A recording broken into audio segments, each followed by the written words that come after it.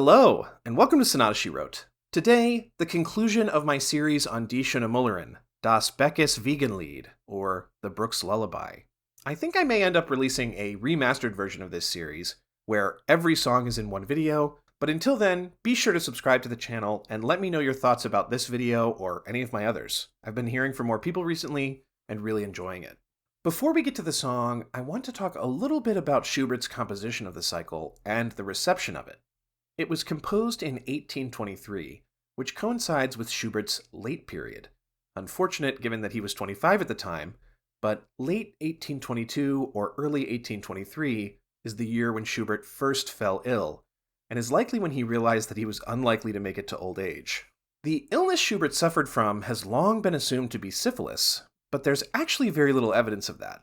In fact, some of Schubert's symptoms and activities in the months and weeks before his death actually preclude syphilis or other venereal diseases as a diagnosis. We really don't know how Schubert died, but we do know that periods of alternating illness and health were the two states of the final 5 years of his life. And so it is generally assumed that Die Schöne Müllerin was composed with Schubert's knowledge of his eventual death in mind. Unfortunately, though published in 1824, the cycle was not received well, and little attention was paid to it by the press at the time. As the years went on, individual songs from the cycle would occasionally be performed, but never the whole cycle. Youens points out that this was likely due to the unique nature of the piece. A quote-unquote song cycle, a concept many of us are extremely familiar with today, was actually something of an oddity in the early 19th century. Composers would more often choose one or two individual poems from a group and set those to music, rather than an entire, or nearly entire, set of poems as Schubert has done. This strategy reflected the programming tastes of the early 19th century, although in the modern world, we wouldn't think anything of sitting down to a concert with 2 or 3 complete multi-movement works on it. That would not have been the norm in the first half of the 19th century.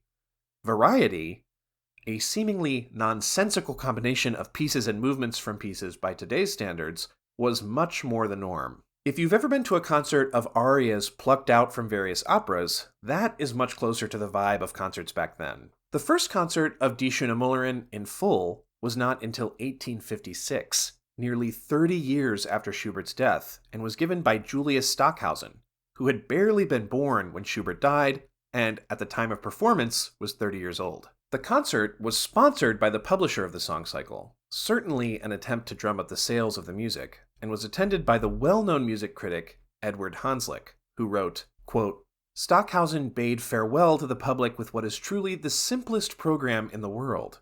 Instead of the usual omnium gatherum of pieces that do not belong together and have nothing to do with one another, we read on the announcement only, Die Schöne Müllerin, a song cycle by Franz Schubert. The idea is, to our knowledge, a new one." End quote. Although initially well received, within only a few years, the novelty of a complete cycle had worn off, and Hanslick set his face against performances of the entire cycle, or of any cycle of music, which partially explains why so few composers have attempted cycles of similar length. Especially in the 19th century, what would or wouldn't have been performed or published had to be carefully factored into what one composed. In regards to the final number of the cycle, the song is strophic with 5 verses. The strophic form highlights innocence and provides some symmetry with the song which opened the cycle, Das Wandern, which was also strophic. Wilhelm Müller's original poem consists of some very interesting metric twists, which Schubert's music doesn't so much obscure as destroy. So let's take a look at just the text of the first stanza. Each stanza of the poem is 6 lines and follows an A, B, C, B layout. Lines A and B vary in rhythm, but both C lines are always 4 syllables. In the song, you can see how Schubert sort of destroys this structure.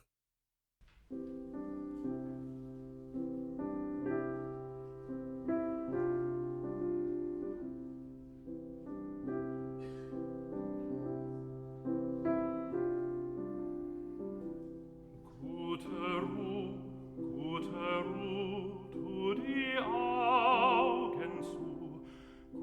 Ruhe, tu die Augen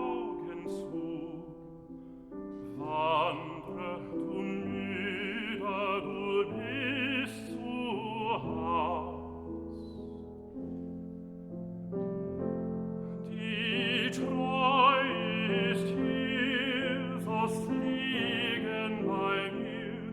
Die treu ist hier, so fliegen bei mir.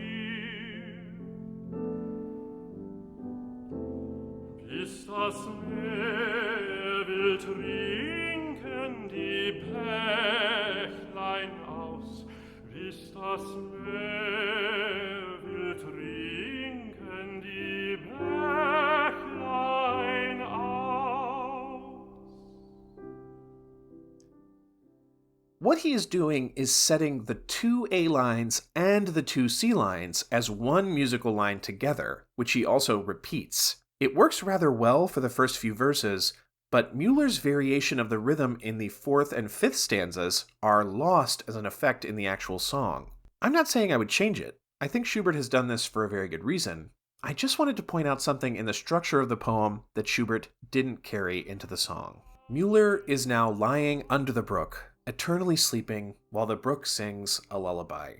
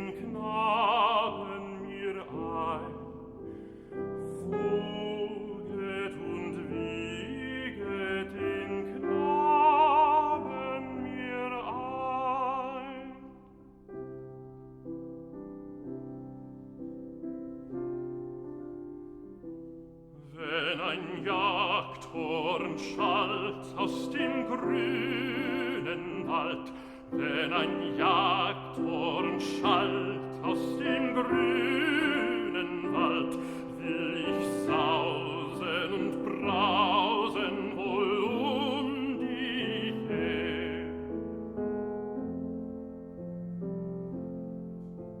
Blickt nicht herein, blaue Blümelein, blickt nicht hinein, blaue Blümelein.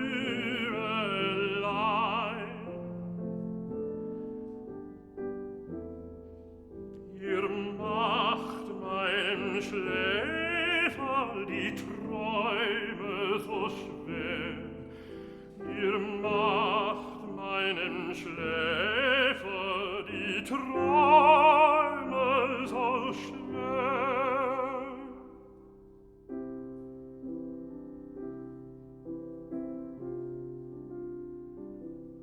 Hinweg, hinweg von den Mühlensteg, hinweg, hinweg, böses Mägdelein, dass ihn dein Schatten nicht weckt.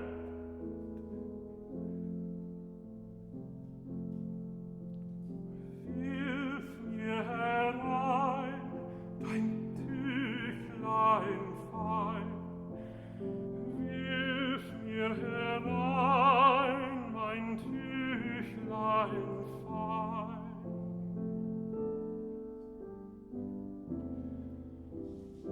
Dass ich die Augen ihm halte bedeckt, dass ich die Augen ihm halte bedeckt. The brook sings of protecting its dear Müller within, protecting him from the sounds of the outside world and horrible reminders of the color green and the hated hunting horn of the Müllerin's love. The music is simple almost to the extreme.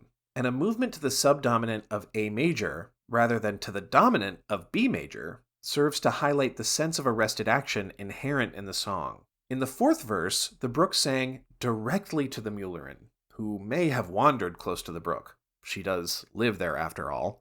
The Brook chides her to look away lest she upset the miller within. As the song and song cycle comes to an end, the Brook references the eternal and the infinite, the wideness of the never-ending sky. There's very little more that I could say about this song. It's extremely effective as a finale, but I would like to leave you with one final note. This song is, in the end, about a person committing suicide.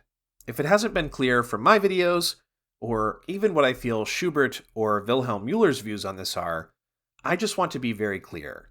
There is nothing romantic about suicide. If you are in a situation where you need help, it is available.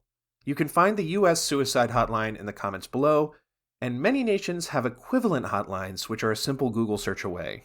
I'll let Schubert take us out with the final stanza.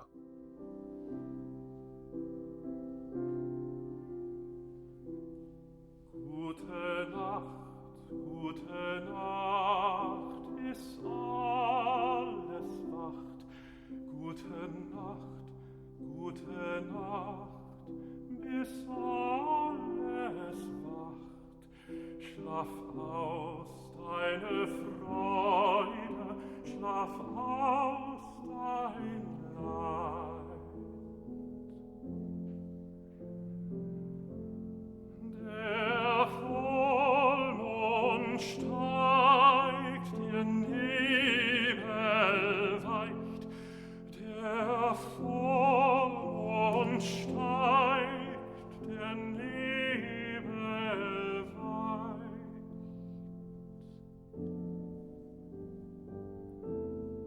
Und der